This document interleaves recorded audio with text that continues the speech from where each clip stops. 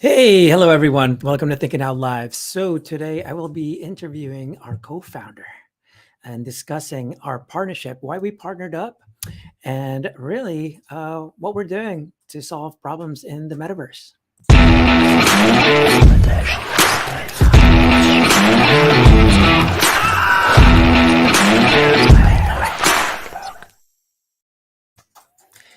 Hello again. So this is Darren, Hello. the magician, the wizard, God, I guess. I don't know. He's just multiple things. So anyway, we are here today to kind of talk about, why we partnered up. So why don't we first, I think, start off, just talk a little bit more about Worlds Beyond and snippets. Okay, perfect. Well, like clearly there are two things. I guess snippets is, I guess, what we would say is our sort of parent product, whereas Worlds Beyond is a product of snippets. So what snippets does is it is basically a deployer. It allows you to deploy things that you would do away from the Web3 space into the Web3 space. And that could be anything. That could be from deploying your PFP images or whatever it might be. But more sort of to a larger degree, like what we're seeing with the Metacom Space, being able to deploy games and then be able to take them away from having any dependency on any centralized services, no Web2 services, all sticking there within that Web3 and maintaining the fact that if we're dealing in Web3, we need to uphold that decentralization and make sure that what we put out there can never be taken away because we've decided not to pay our hosting bills or anything like that. Right. Pivots takes it a step further and covers a whole wide range of mediums. Games are just what we decided to go with to start because it's more of a sexy offering and a showcase for us for what the platform's capable of. But it was built really for being able to deploy applications, like web applications that you would see. Your things like you've come across Figma in the last couple of days, which has been obviously something of a bit of a shock from you coming from the Adobe Creative Suite over to the likes of Figma. So Figma actually operates in the browser as well as on your desktop. And what they do is they use this thing called WebAssembly. And WebAssembly allows you to wrap up non-browser code into a way that the browser can understand it and you can interact with it. So you can put out full applications within the browser without actually using browser language or client-side language, which is amazing. What we've done is taken that a bit step further. Figma could be deployed in snippets, and with it can be taken away from all those Web2 centralized services. But at the same time, we can attach a NFT to it. So when you go to log in, it's that NFT that you're logging in with, which means that the whole side of, say, license management, as far as authentication, gating away from, say, one user from another, it's all taken care of in a really simplistic form. The benefit as well is because you can deploy that into IPFS and use the peer-to-peer networking that we're using, obviously, in our in the Metacom. You don't have any bills. There is not a single bill that you have to pay in maintaining that. Obviously, you've got to maintain the development of it. You want to make updates. We've got version control in IPFS. If you want to update and you want to release new versions, you can do it in the same way that you do in the Web2 world. But you're just focused on really not the scalable things. Whereas, like if I've got, for example, the Metacom, we could have 2 people turn up, or we could have 2 million people turn up. There's not a lot of Web2 services that would allow us to do that, if any. And so you've got this issue that if we have 2 people turn up, we've lost our goal of making it a big event.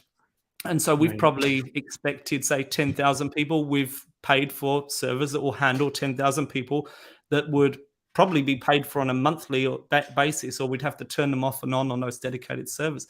What you have with the other side is if 2 million people turned up, we're just going to crash the entire network. But the thing that is able to be done with snippets and with the way that it's deployed is that the hosting is all taken care of. So the actual Metacom space will be in IPFS, or a mixture of IPFS, Arweave, and Node Package Manager. A Node Package Manager is something that every developer comes across if they're building out client-side language and probably even server-side language as well to a degree. is a place where permanent packages can exist, so that if you release something in open source, that it can never be taken away from the thousands or millions of Yeah. websites using it.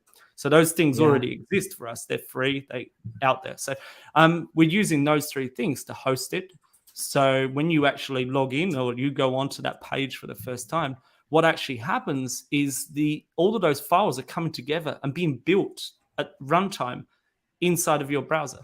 So you don't have to rely on, say, builds elsewhere or anything like that relies on servers to build that client-side code, or the server-side code even. You've actually got it all being built on your local machine in the browser, which is incredible. It means that with that, anyone can get in, anyone can use it, and at that point there, we've got no restrictions on bandwidth. Like, there's no latency of how many people can come on and do that function. Like that can be done by as many people as you possibly want.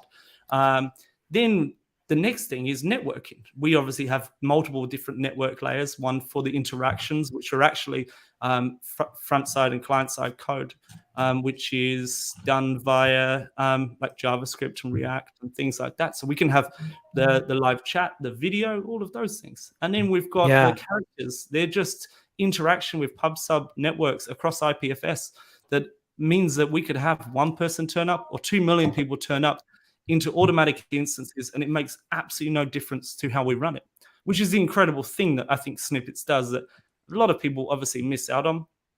They see us as a game studio or doing these things, doing those things, but that is the core of what we do, being able to take those and get rid of any dependency that you have outside there on those centralized servers.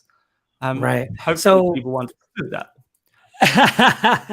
So basically, for people to understand, what we're doing at Metacom Space is really focused on events. We're trying to really help people make more meaningful connections and experiences through events. And, we're doing IRL, but mostly what we're trying to do in the metaverse. So I was first introduced to Snippets and, Darren's platform, because I saw a way I never really truly understood when they say decentralized. And then when I learned that, NFTs obviously are decentralized, you keep them forever, but those NFTs are completely useless if the NFTs for the metaverse and the metaverse disappears. I was like, yeah, he's right. Like, they're completely useless. So there's games that are 14 years old dropping, and you just lost all the money that you just spent getting all the levels and apparel and guns and whatever else kind of things in the game are all useless now because the game not just that. We talk a lot, you and I, we talk a lot about time and how to manage and monetize time. Yeah. You've got 14 years of a game that's got a community that's been using that game for 14 years. And then they tell you that they're turning that off next week. Or sometimes they don't even tell you at all. And it's a lot. You don't have animals for that long, but you're sad when an animal goes. What are you going to do when your favorite game goes that you've met people in, you've interacted with people? Some people like meet their spouses and stuff. I saw the Bored Ape Yacht Club guys talking about this exact thing the other day, and I was shocked actually that they were making it such a drive in their community. And I think that's amazing that more people were starting to understand that, the utility behind NFTs are locked up into Web 2 centralized services. And until we can get past that, like the funds that you put into that investment on the NFT, sure, you can have that PFP forever. That can never be taken away from you.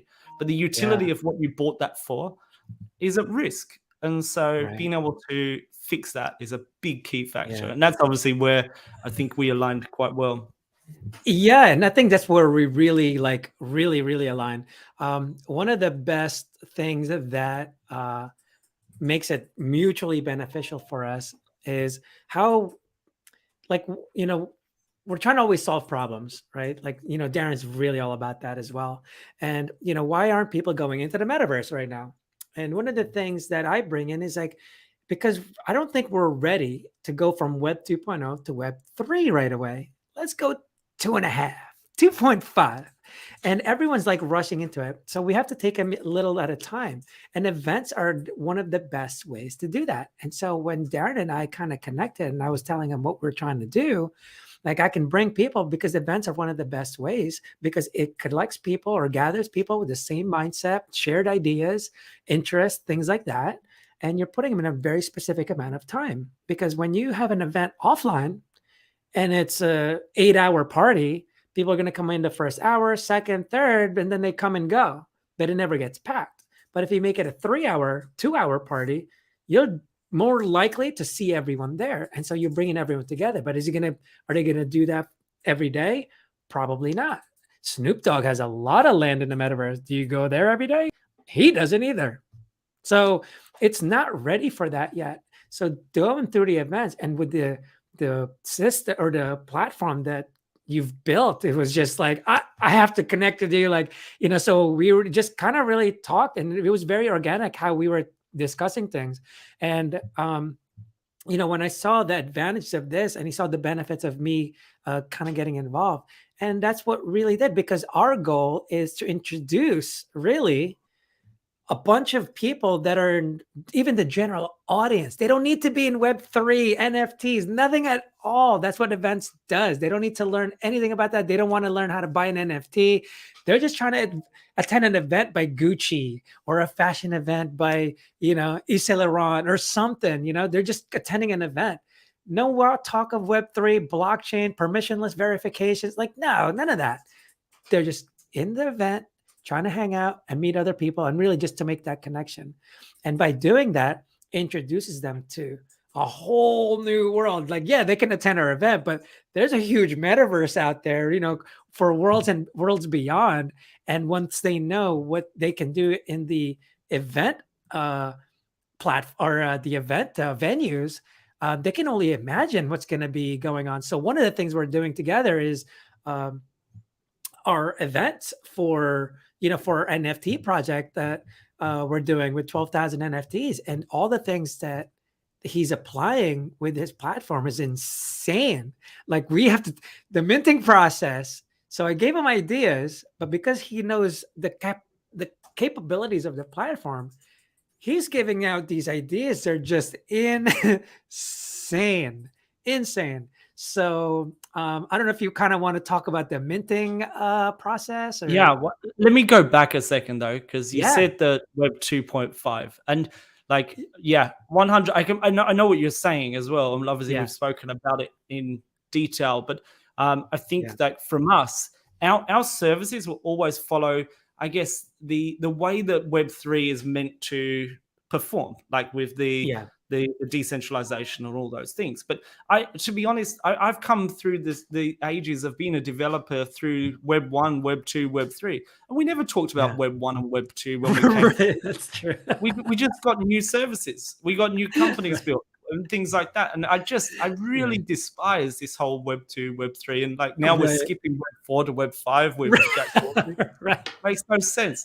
Like the fundamental thing is that the service and the value is better when you're offering it to your B2B clients or to the general public, because you can increase the experience that people would possibly have over in the Web 2. You can bring more people together into a metaverse. You can make it cheaper. You can make it free. You can make it to the point where you don't rely on a monetization model, because you can run it without any cost other than time.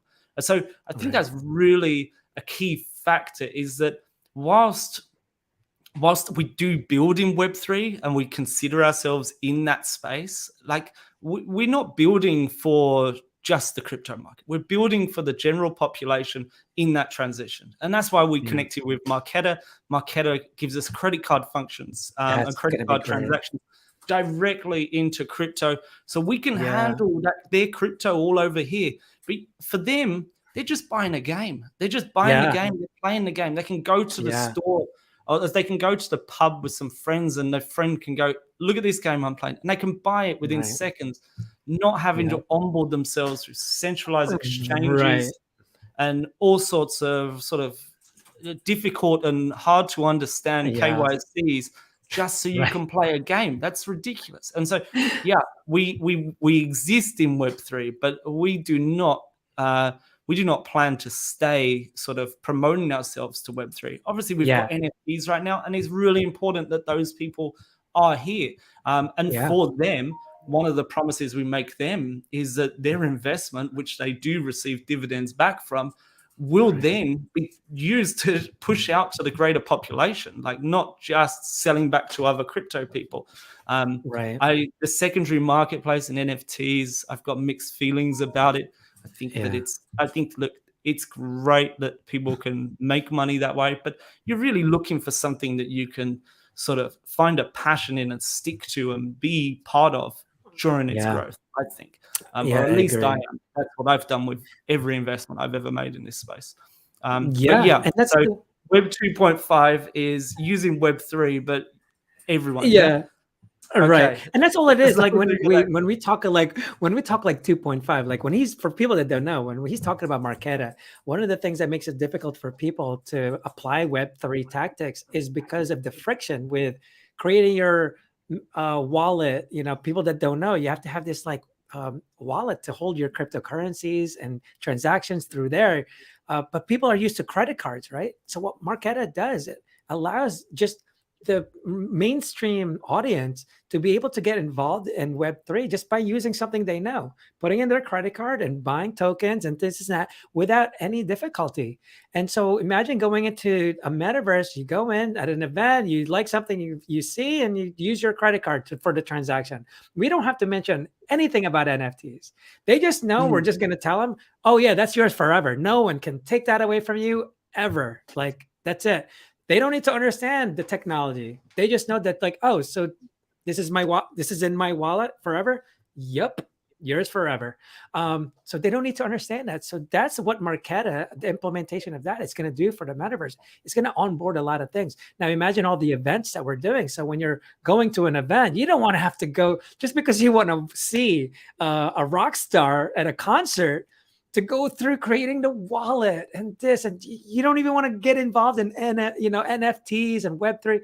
In fact, there's even like a stigma on it right now for some people, right? Like, that's like a scam or whatever. So you don't even want to mention it. And like you said, no one's going to mention it ever. I think it's going to disappear like along the way.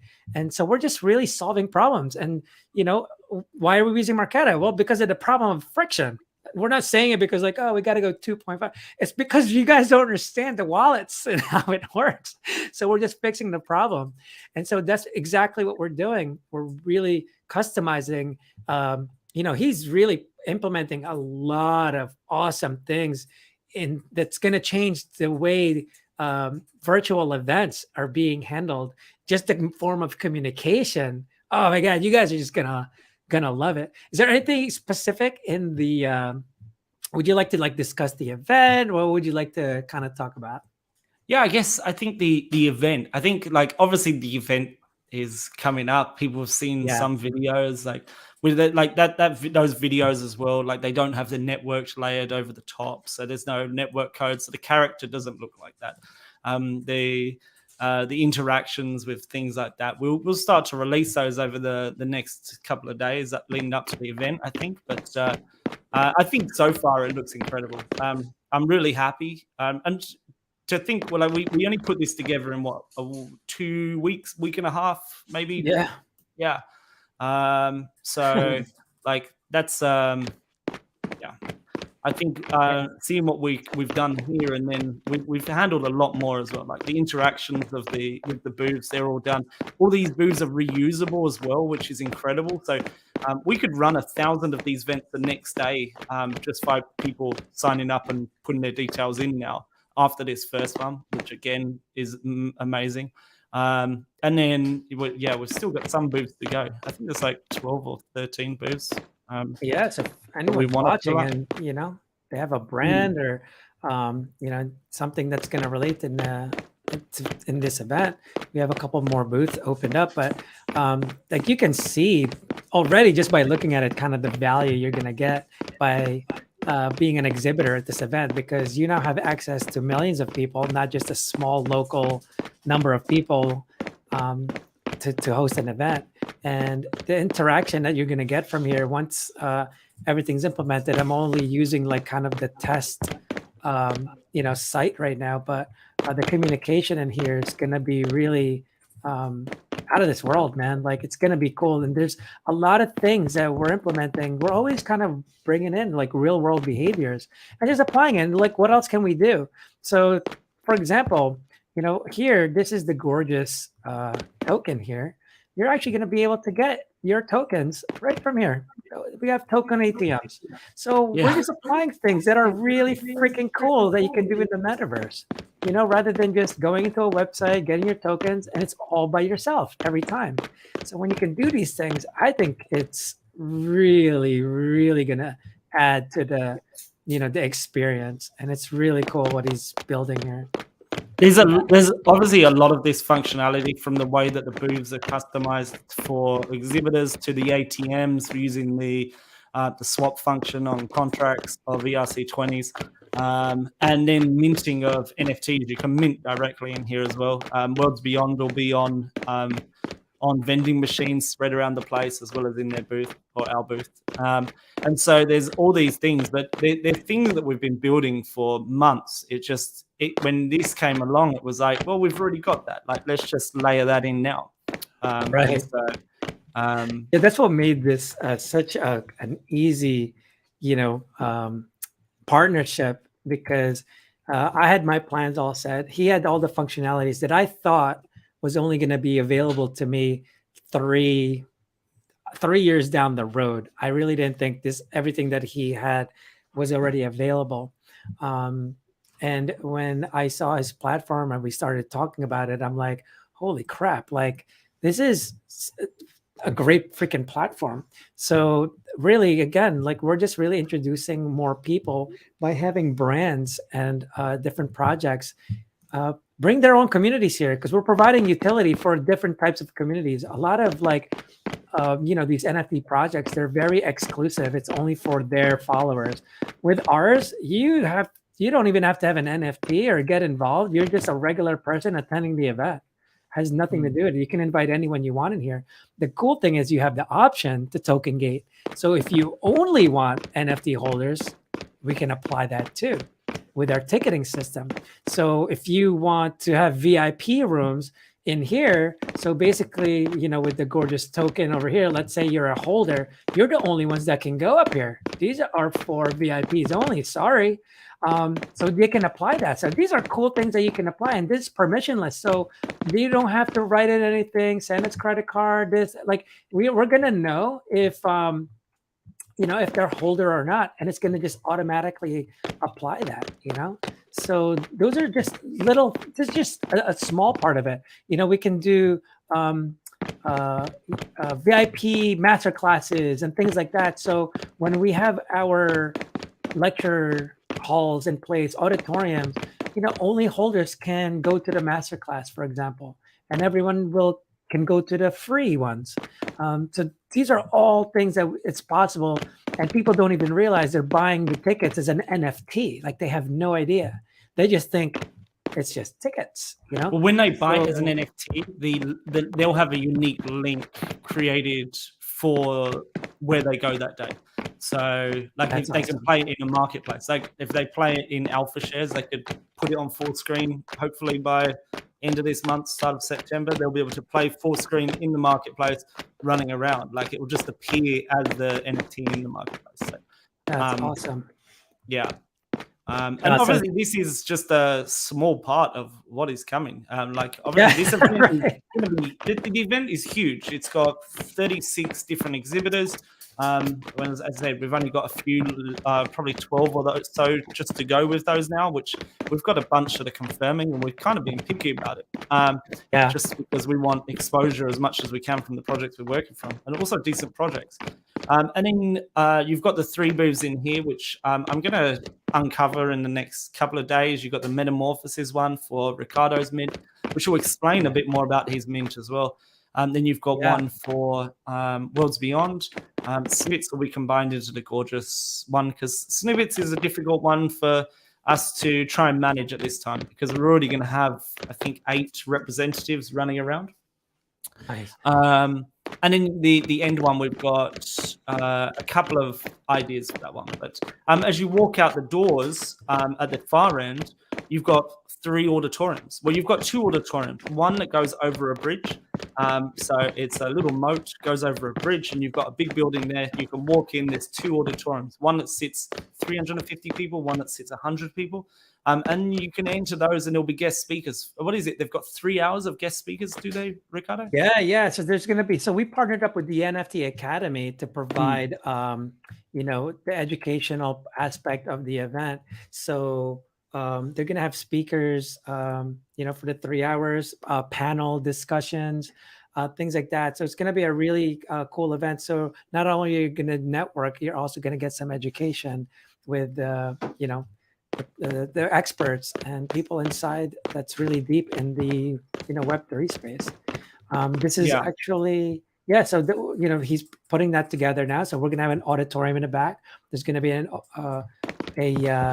what do you call it, a chat area, basically the networking area. Basically the whole place is a networking area, but we're gonna include like live music, live entertainment during this time, because we want to expose you to like what you can do, not just like running around with avatars. We want to show the real world as well. I think it just makes more meaningful connections, because if you're walking around as a robot like this character here the whole time, and I don't see Darren's face, I'm not going to be as trusting. So I think it's just going to really enhance the communication. So this is where our metamorphoses is going to be. So just to talk about the minting process. So definitely got to talk about that. As we're going through this, right? Where I told them like, I want people to mint in the metaverse, during the events if possible. And so, the Darren way, he knows what he can do.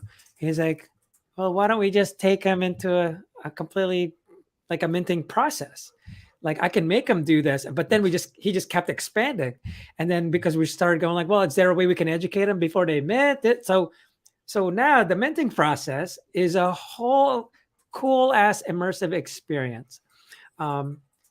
You're going to go on a train ride. So as you get the tickets, you go into the metaverse. When you enter the metaverse, you end up in a train station. In the train station, you can board the train, and then it's going to be like entering Jurassic Park. It's going to be like, welcome to Metacom Island, and check out on your right here and on your left, because you're going to see while you're on this train ride, the outside metaverse, and you're even going to see the worlds beyond, landscape. So you're going to be curious, what is all that? The orbit now, landscape. When you Worlds Beyond's not the game. Wait, what happened? Oh, sorry, like Orbit. Sorry, Orbit, yeah. Worlds Beyond is the distribution platform, yeah. Right, so you're going to see Orbit. You're going to go like, holy crap, there's a more world out there. So now you land at the lobby. Again, the way they mint now, we have to talk about the way people buy or mint NFTs now. You go on a website, you hit the mint button, MetaMask comes up, you have the NFTs, yay. Now you go back to Discord or any community place and you write LFG, we're going to kill it. It's not really a great kind of experience, but with ours, you're always with someone. So you're going through the lobby, you go through the NFT gallery with pictures of a PFPs all on a side, and you even have 3D versions of the islands just so you can learn what we're going to build on this island, a music concert, a metaversity campus, things like that. And then after that, you go into an auditorium where you can go into detail about the project, but you shouldn't even have to, because they're learning throughout the tour everything about the project. So really, it's an opportunity for AMAs. Do you have any questions before you mint? And then right after that, you go into the minting room, mint. And one cool thing that he's implementing is once you mint our NFTs, you'll automatically transform into the PFP you got. So our NFTs look like superheroes with wings. So when they're minting, you're going to see this like social proof of people turning into like these metamorphoses all over the place. And that's going to give you that like that FOMO, like, oh shit, everyone's minting. I better mint now.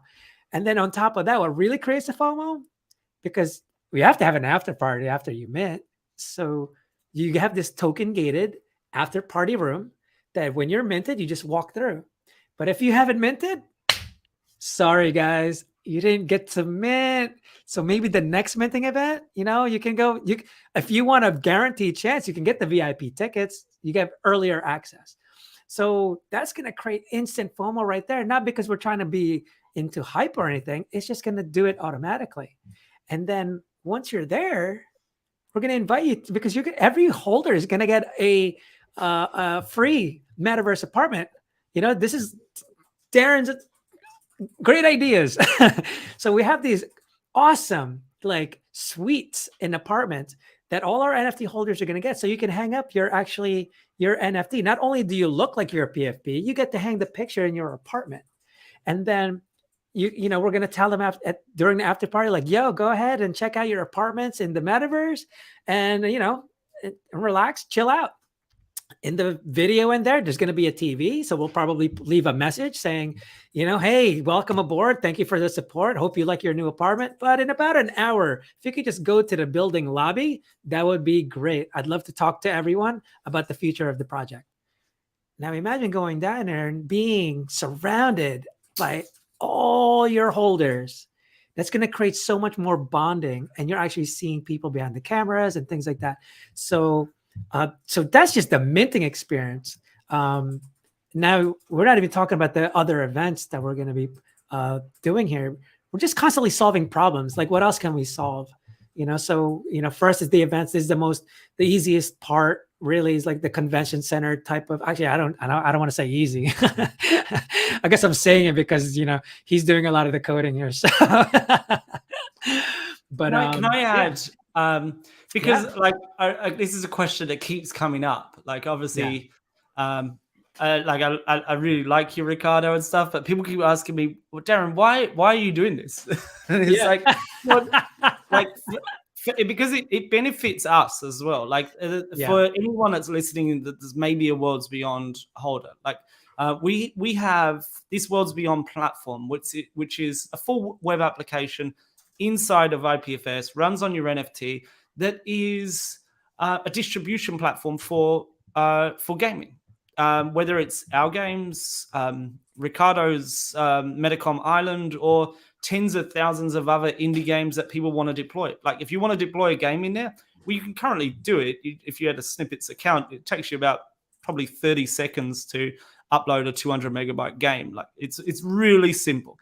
And so you can be in there and monetize your game. Now, for us, we've got all of these big things happening, and it's very hard for us to garner attention when it takes us months to get from one milestone to another. And so what we decided to do with the apartments and with like the Metacom Island is to create micro experiences of people using our ecosystem, so that they get a spot, they get to, whether you're one of the 120 projects that are taking the apartments, you've got a whole group of people that are stepping inside those apartments, and they're starting to see how the ecosystem works. Whilst we can also subtly just message them or give them experiences that bring them sort of closer to us, to understanding the whole vision, and obviously onboarding them into our platform. Same with yours, Ricardo. Like, what you've got is absolutely fantastic. As far as that, the concept and the way that this is going to be built out, and people are going to be coming in every single day. You're going to have I've built the minting hall to be reusable. You could run 1,000 minting of projects every single day without ever talking to another project about it. They just have to go through the web app, click, done. They're in there. They give us the contract address, and they can invite tens of thousands of people into our ecosystem, into your ecosystem, and then obviously mint, and then they leave there and they're wondering, well, I want that experience, but I want the bigger experience. Like, what is next? Well, the next is buy an event ticket, then it's buy the Orbit space. And so we're constantly driving and working with not just ourselves to bring up exposure, but working with a whole bunch of really good partners that have the skills and capabilities to build business in this space that can drive up communities altogether. Like, you're going to help us out by, we're going to have Orbit sitting in the background, and people are going to be saying, geez, like, how do I get there? Your island is, what is it, 2.5 kilometer by 800 meters, like, wide. Okay, pretty big. Takes you about 25 minutes to walk it. The Orbit metaverse is made up of 32 kilometers by 8 kilometers. And that's just like one small section of this standard. The thing is that other projects will come in And like the island, they'll have a build out. And so we'll have farm land where, I don't know, the farm NFT can have. And then they'll bring in people. And we're constantly building this great big ecosystem around to bring snippets to life, to show Yeah. people what you can possibly do with the platform inside of gaming. At the same Right. time, it does allow us to monetize for our Worlds Beyond holders. There's suddenly, when someone buys Orbit, when somebody buys something in Orbit, they upgrade their, I don't know, their apartment, or they decide to hire a scooter for the day because it takes literally about 5 hours to go from one side of the city to the other if you're on foot. Like, you're going to Yeah. take the scooter or you're going to take the monorail, right? Right. All of those That's the things best. feed back into our Worlds Beyond holders. So they're getting their rewards, they're getting their dividends.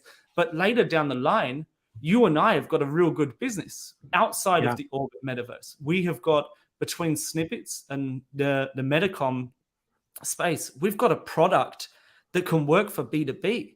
We've got a product that can hit enterprise level clients.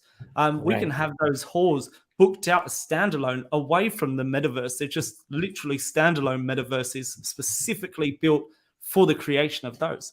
And we can have thousands of those every single day. We can have classrooms, remote teaching. Like, if you, I have a company in London and we work remote, a lot of us now, since COVID. Yeah. And training is a really difficult thing. It's easy to make people work remote, but training people remote on sort of new things that we're doing, that's a really difficult thing. So your product fits that. There's hundreds of thousands of companies out there. And so then we've created this business that you're now obviously earning from, your community's earning from, but our Worlds Beyond, our gorgeous token holders, everyone, our ecosystem is working as well. And it's just the perfect partnership. When you come across people that can do those things, you don't turn them down.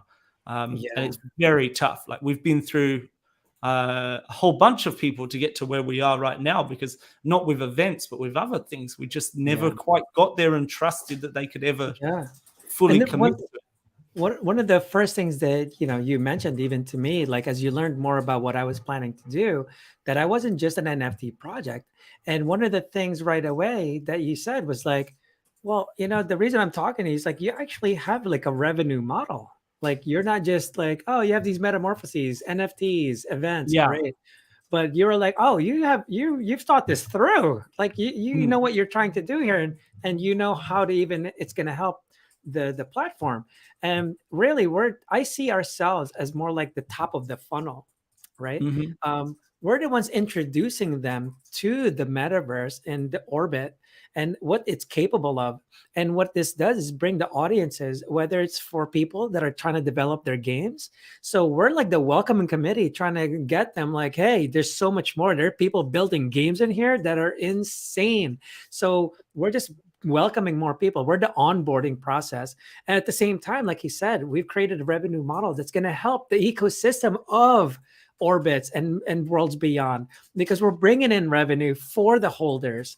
Later on, once we expand this idea, because we're going to create a platform as a service. So things are going to be very automated.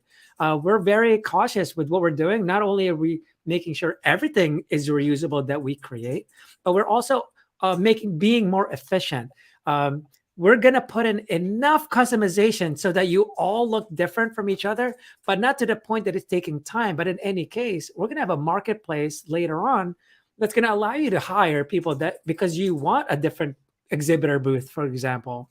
You want a different avatar. You want different apparel. We're going to apply these things that he already has in place. It's not something like, oh, I have to build that later. Like, it's already in place. So that's the best part. So this was such an easy way, but so we're gonna have this event on September 2nd for our Meta conference. This is gonna allow us to learn a little bit more how the people are gonna actually interact with the exhibitors, because that's one thing we really thought about. When we're looking at how people are going through the event, it's like, there's three people you have to cater to: the event organizer, the sponsor, exhibitor, and also the attendees. But the most important that we saw was exhibitor attendee. If you can make that happen and much better, that's one, that's our revenue. Like the sponsors are our revenue. Like, so we have to cater to them.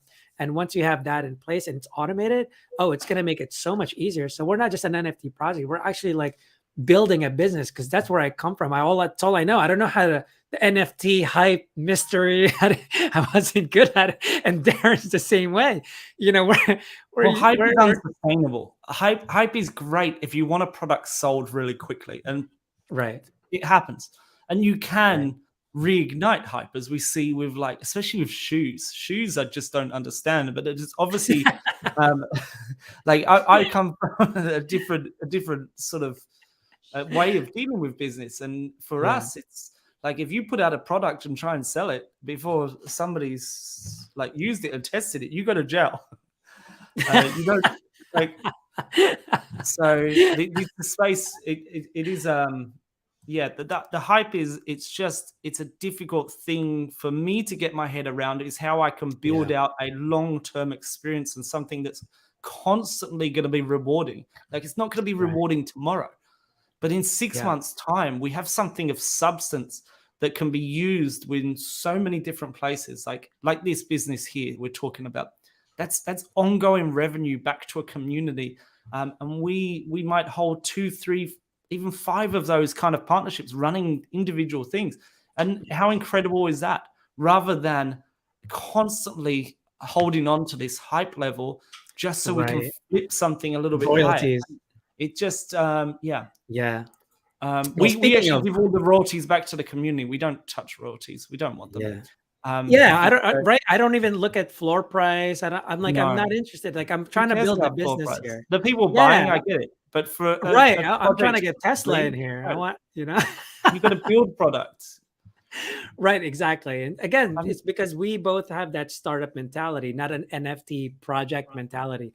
And just speaking of hype, one of the things that we're implementing, people, I've talked to different people, and they think we're like trying to reinvent the wheel. I'm like, no, you guys were trying to reinvent the wheel. I'm just applying what's been true for a long time now because of supply and demand. So for example, I've been talking about this a lot when in the NFT space. So for people that don't know, you get whitelisted for a guaranteed chance to mint or buy an NFT because of the, you don't deal with people. And not only do you get a guaranteed chance when you're whitelist, you actually get a lower price than the rest of the general audience, which completely goes against the law of supply and demand. Because to make it more understandable for people, that's like me buying VIP concert tickets, getting front row, and I paid less than the general audience that are in the back. Doesn't make any sense. And just like a beer festival, I don't pay for VIP tickets to get ahead of everyone else so I can have the beer that I want without a line. And pay less. You go to Disney World and you get there first in the morning. And because you got there first in the morning, you get to the front of the line all day long. It just doesn't make sense. It doesn't make any sense. So one of the things we're applying, so I'm not doing anything new. All I'm saying is, so for our NFT, when we're minting on September 10th, is you have a free ticket you can claim. It's for the general audience. But if you really believe in our project and you really want this, to buy this NFT and be ahead of the line, you can buy VIP tickets. And so that's how we're going to handle it. It's going to be the best filter. Before, they would grind for the whitelist and all that. Instead of time, they're going to just put in money, and it's basically the same. It's a great filter. The ones that are really into our project, we're going to know who they are because they actually paid for the VIP tickets. And not only that, it should prevent some flippers because the mint price is the same for everyone. If everyone has the same price, the reason flipping was so huge, well, the whitelisters got it for so cheap and you're selling it up here and they bought 10 of them. The first thing they do is get their money back and keep 1 or 2. And so now you got this flipping frenzy and people are so dependent on royalties and primary sales and this and that. But we're more concerned about our business. Like, is this going to work? The metamorphoses NFTs, it was just a way to build out a community within our business here. So that's really what we're trying to put together, So But anyway, did we cover all things? Is there anything else that you'd like to kind of mention? I I think think we we went kind of way went off over. topic. We went on a rant. Yeah, we Which is did. We something did. we like to So, do on the we're going to phone do a couple more privately. of these, but we're going to, focus more in each one because right now we did like an overall overview of our partnership and Yeah. stuff. Well, But look, later on, there's we'll going just to focus on be one quite a aspect. few things coming out in the next couple of days. The landing page and the website, which you'll be able to go and register your interest for it and then get updates so that you're not missing anything, which will be really handy. And then we've got the other booths that I will push out shortly. So you'll be able to see those booths. I don't know whether we want to show all of the booths. We kind of want to hold something back, I think, because I want on Yeah. the day, like I want people to walk in and just go, like, No wow, way. yeah. Yeah, that's true. That's Which true. so they're going to see new things. But anyway, the auditorium, we're definitely going to show some of that because the NFT community is really interested in sharing that with their community. So, yeah, I think what do we got? We got like 10 days or something. Yeah, we Plenty probably of have time. like 10 days. So if you guys want to experience the metaverse that we've made for our event, definitely attend. It's on September 2nd. Just go to metacom.space or metamorphoses.vip to get the links from there. And yeah, it's going to be a fun event. Do a lot of networking if you just want to learn about NFTs, Web3. There's going to be educators there, panels, things like that. And if you want to connect with different brands in the space, that's going to be there too. So anyway, I think that's a good way to end. Thank you so Was there much any for your time, questions? Darren. Was Oh there any yeah, questions? any Did questions you out look? there? I've only said like, I get the No. Darren is Mr. Effective, no doubt They- about They it. seem to like me more than you, Ricardo. Wait, what's that? I said they like me more than you. It's messed up. It's like I'll just do this. Like, hold on, let me just cover that up. Yeah. I think I gave you the spotlight. That's why I was All hooking right. you up, But anyway, thank you so much for your time. Time for us to get busy and give you guys a more valuable experience in the event. So until next time, I'll talk to you soon. All right. Bye, Darren. See you guys.